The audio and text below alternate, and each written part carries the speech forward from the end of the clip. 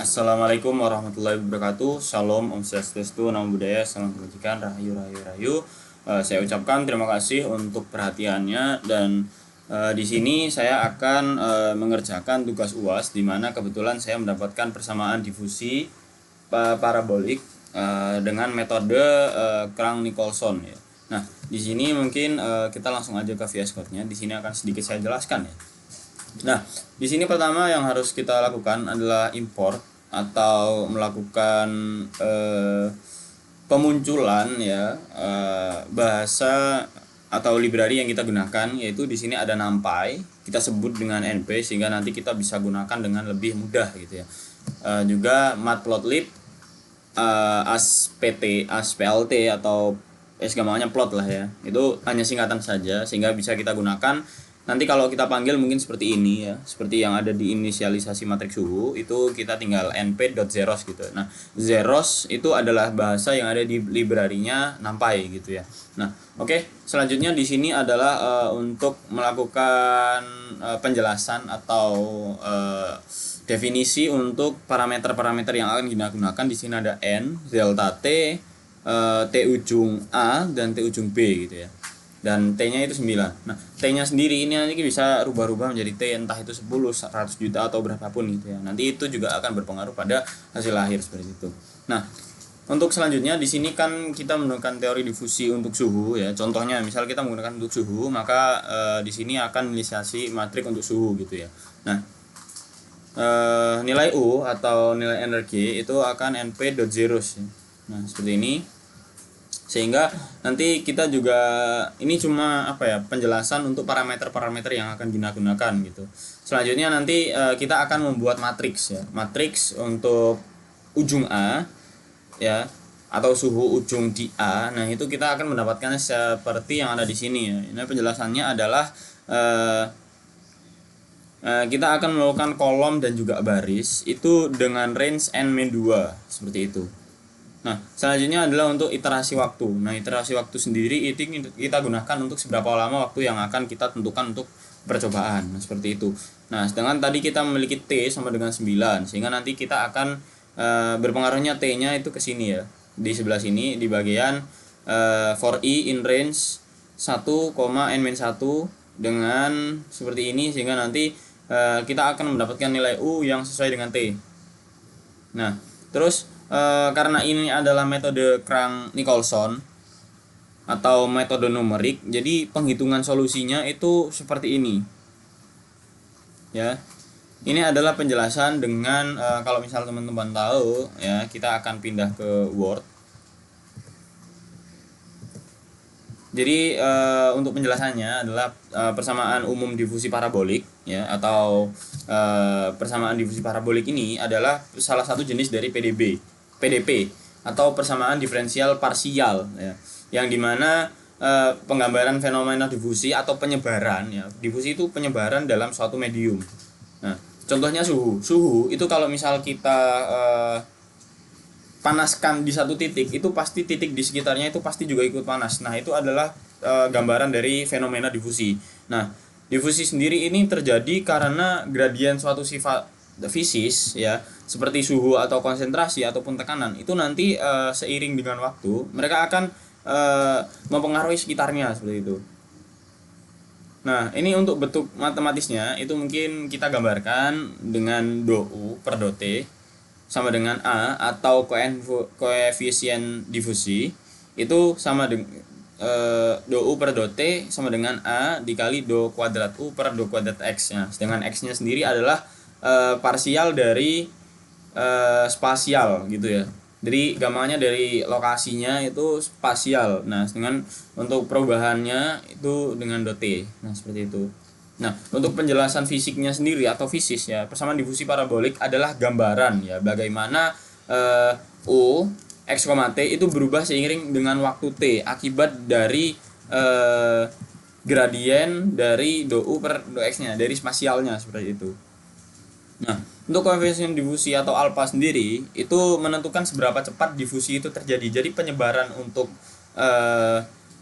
contohnya suhu itu memanaskan lingkungannya itu bagaimana? Nah, itu digambarkan dengan koefisien difusi atau alfa.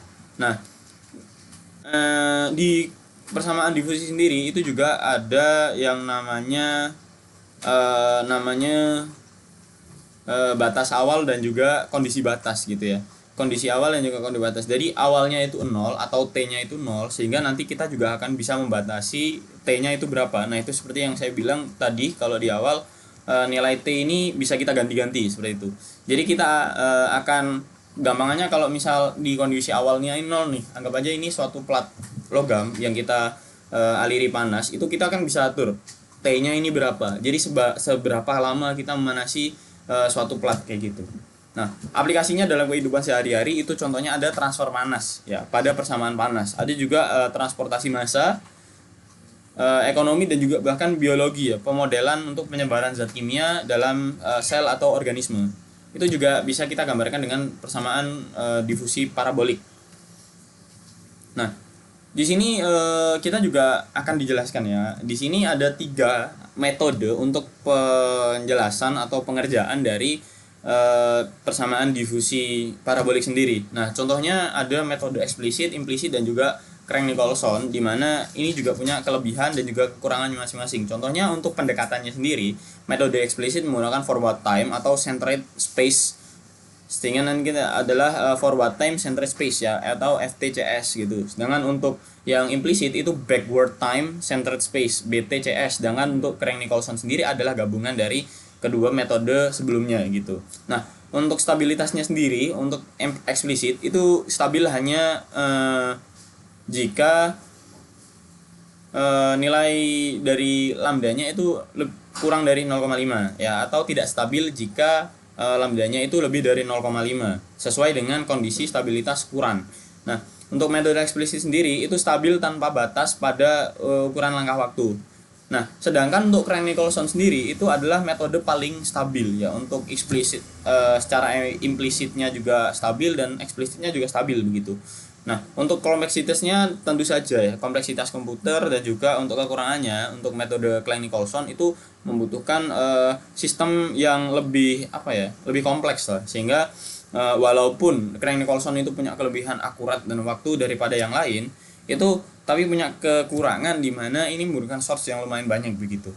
Nah, kita kembali lagi ke codingannya. Nah, jadi kalau misal kita lihat ya teman-teman di sini ya, ini nanti akan kita coba running ya. Di sini adalah cuma untuk plot aja, jadi harusnya nggak terlalu penting ya.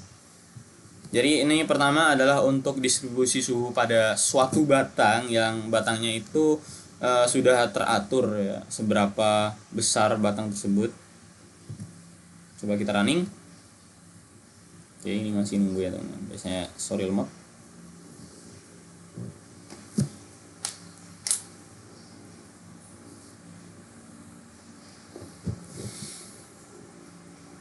Nah, jadi ini adalah untuk distribusi suhu pada batang sesuai dengan metode Crank-Nicolson atau numerik ya.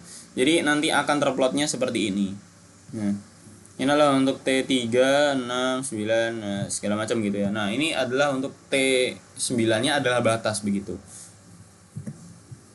Terus di sini adalah untuk titik tengahnya. Pada perubahan titik tengah itu akan terjadi seperti ini untuk grafik dari waktu dan juga suhunya. Nah, sekarang di sini percobaannya adalah bagaimana kalau kita rubah T-nya ini bukan 9 ya. Anggap aja 18 begitu.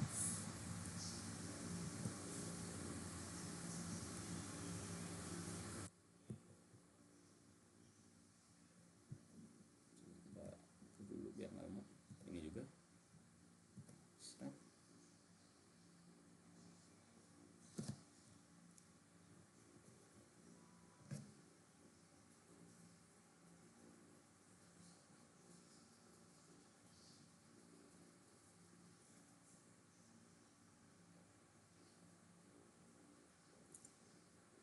Nah, sehingga nanti akan terplotnya lebih banyak begitu ya. Kalau misal tadi kita cuma sampai 9, di sini kalau sampai 18 nanti akan terplot lebih banyak. Itu ada yang T12, ada T15 dan T18 seperti itu.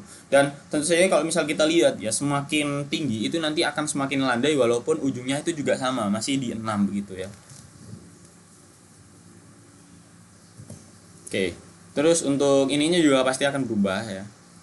Nah, Sekarang bagaimana jika kita bandingkan dengan eksplisit dan juga implisitnya? Seperti yang dikatakan tadi, jika nilai T di sini itu nilai lambda lebih tepatnya.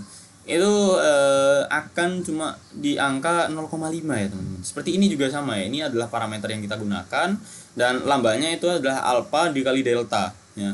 Di sini alfanya 0,42 lah ya gampangannya.